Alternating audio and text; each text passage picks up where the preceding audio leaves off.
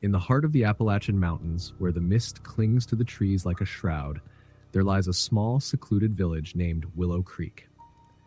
This village, surrounded by thick forests and steep hills, is home to a young woman named Leora. She has lived here her entire life, nestled in a quaint cabin on the outskirts where the silence is only broken by the distant sound of a flowing river and the occasional call of a distant owl. Leora often spent her afternoons wandering through the woods, finding solace among the towering oaks and whispering pines. The vibrant colors of wildflowers in spring and the golden leaves in autumn painted a picturesque backdrop to her explorations. She loved to collect small treasures, a unique stone here, a beautiful feather there, things that whispered tales of the forest. But beneath this serene beauty lay an undercurrent of local lore, tales of spirits and shadows that haunted the woods at night. One day, as the sun dipped low, casting eerie shadows across the forest floor, she encountered a girl named Ivy, a newcomer in town. Ivy was cheerful and full of life, with a bright smile that lit up her face. The two quickly became inseparable friends. Their laughter echoed through the trees, a welcome sound in the otherwise quiet village. They spent their days exploring hidden paths, creating a secret world that was just theirs. However, as the days turned into weeks, Ivy began to change. She became distant, often staring off into the woods as if she were listening to a voice only she could hear. Leora noticed the subtle changes, the way Ivy's laughter faded, replaced by moments of silence, and her once bright eyes dulled, shadowed by an unknown weight. Concerned, Leora tried to reach out, but Ivy's replies grew increasingly fragmented. "I hear them whispering," she would say, her voice trembling. "They want me to join them." As Leora listened, a chill ran down her spine. She had heard the stories. The village elders warned of the forest's enchantment, the way it could lure the unwary into its depths. But she brushed it off as mere superstition, determined to help her friend. "Let's go for a walk, Ivy," Leora suggested one afternoon, hoping to bring back the light she once saw in her friend's eyes. That evening, Ivy suggested they visit an old abandoned mill deep in the woods, a place shrouded in local lore and fear. The villagers spoke of strange occurrences there, disappearances and eerie sounds at night. But Leora, curious and loyal, agreed. They set out just as the sun began to set, the shadows lengthening around them, swallowing the light and casting an ethereal glow over their path. As they approached the mill, an oppressive silence enveloped them. The air felt thick, heavy with anticipation. The dilapidated structure loomed before them, its windows like hollow eyes staring into the darkness, beckoning them closer. Ivy led the way, her demeanor unsettlingly calm. Leora hesitated, a chill running down her spine, but the bond of friendship urged her forward. Inside, the air was stale and cold, as if time had forgotten this place. As they explored, Leora felt a growing sense of dread. The walls whispered secrets, the floorboards creaked underfoot, as if warning them to leave. Suddenly, Ivy stopped and pointed to an old, rusted wheel, half buried in the dirt. "They want me to turn it," she said, her voice barely above a whisper, a strange glimmer in her eyes. Before Leora could protest, Ivy moved closer to the wheel. The moment her fingers brushed its surface, the atmosphere shifted. A low hum began to resonate, and shadows danced around them, twisting and turning in the dim light. Leora's heart raced as the whispers grew louder, a cacophony of voices urging Ivy to surrender to their call. "Leora, help me," Ivy cried out, her face a mask of fear. The shadows seemed to reach for her, grasping at her limbs, pulling her closer to the wheel. In that moment, Leora's heart shattered. She rushed forward, grasping Ivy's arm, trying to pull her back, but the shadows were relentless. With every ounce of strength, Leora shouted, "You're stronger than this, Ivy. Fight it!" But Ivy's eyes were glazed, filled with an unfathomable darkness. "I can't. I have to go with them," she murmured, her voice fading as the shadows enveloped her, their cold fingers wrapping around her form. Desperation surged through Leora. Summoning all her courage, she grasped Ivy tightly and pulled with all her might. For a fleeting moment, their eyes met, and Leora saw a flicker of the friend she once knew.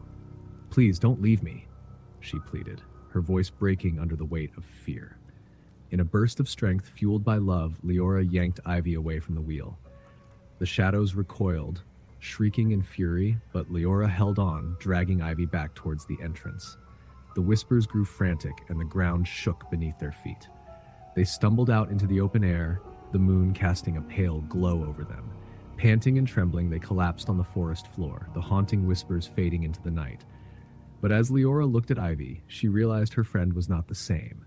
The spark of life that once shone in her eyes was dimmed, replaced by a hollow gaze. "What happened to us?" Ivy whispered, confusion clouding her mind. "I don't remember. I just wanted to listen." The forest around them fell silent, a heavy stillness enveloping the clearing. In that moment, Leora understood the cost of the shadows, the price of curiosity and the depths of darkness. She held Ivy close, vowing never to let go again, but uncertainty gnawed at her heart. What had they awakened in the woods? As the days passed, Ivy seemed to withdraw further into herself. Leora tried to revive their friendship, but the shadows of that night lingered in their conversations, haunting every shared moment. The villagers began to notice too, whispers of worry passing among them. "Something isn't right with Ivy," they said, their eyes filled with concern. One night, unable to sleep, Leora found herself standing on her porch, staring into the dark woods. The trees whispered secrets, and the wind seemed to call her name. Driven by an unexplainable urge, she ventured out, guided by the soft glow of the moon. She made her way back to the mill, compelled by a force she couldn't understand. As she approached, the shadows seemed to come alive, swirling around her feet. The atmosphere was thick with a palpable energy, drawing her closer to the rusted wheel. And then she heard it. The whispers, clearer this time, beckoning her, promising her things she longed for: acceptance, power, and connection to something greater. "No," she cried, shaking her head, trying to resist. But the pull was strong, and with each step she felt her resolve weaken. Just as she was about to touch the wheel, a sudden memory flashed through her mind. Ivy's terrified face, pleading for help, the love they shared. That love anchored her, reminding her of the light that still flickered within Ivy. With a fierce determination, Leora backed away from the wheel, realizing she couldn't let the shadows consume her. The whispers turned into a furious roar, echoing her defiance. "You can't take me!" she shouted into the void. "I choose my path." In that moment, the shadows recoiled, their power faltering as the bond of friendship illuminated the darkness.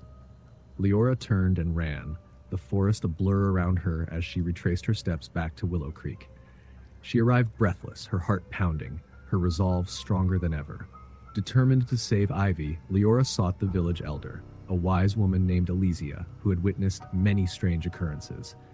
With urgency, Leora recounted their experience at the mill, the whispers, and Ivy's transformation. Elysia listened intently, her eyes darkening with understanding. "The forest has a will of its own," Elysia warned. "It preys on the vulnerable, seeking to claim their essence. We must act quickly to save Ivy."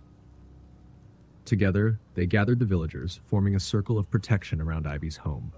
Leora led them in a chant, invoking the spirits of the forest to return what was taken. The night air crackled with energy, and as they called upon the protective spirits, a gentle light enveloped the cabin. Inside, Ivy lay still, trapped in a dreamless sleep.